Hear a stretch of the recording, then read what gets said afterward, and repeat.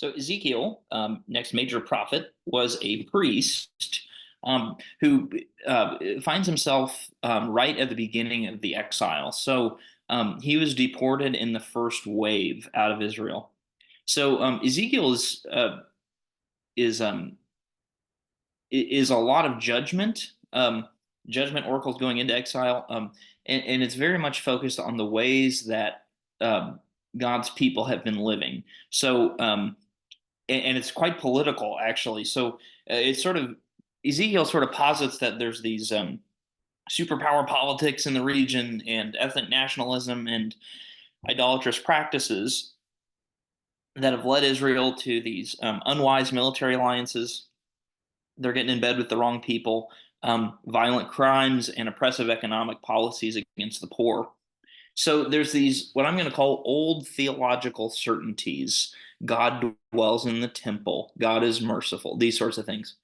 Um, they all sort of come into question here when there's the shock and awe of warfare and slavery and deportation. So Ezekiel's edgy. There's not this sort of elegant poetry that we see in some of the other prophets.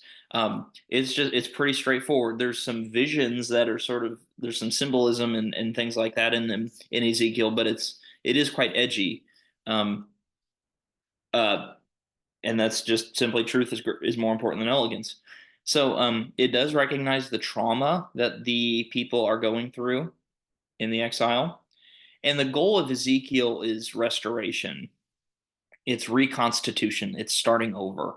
Reconstitute a people whose character corresponds with the holiness of God and whose identity is in line with God's righteousness and justice for all people. There's this famous line about Ezekiel looking out and seeing a valley of dry bones um, and asking if those dry bones can come alive. It's this sort of metaphor for renewal and new life for God's people. So just some more points here. The temple has been bastardized. God needs to leave the temple, which, by the way, they find, oh, we can find God outside of the temple too, even in exile. God's there too. In order to sort of restore God's reputation, so to speak, God has to leave it because it's been bastardized. So Ezekiel, from God says, you're not allowed to speak unless it's directly from me until chapter 33. And then once chapter 33 comes, now Ezekiel can speak freely a word of restoration into this dramatically shattered world.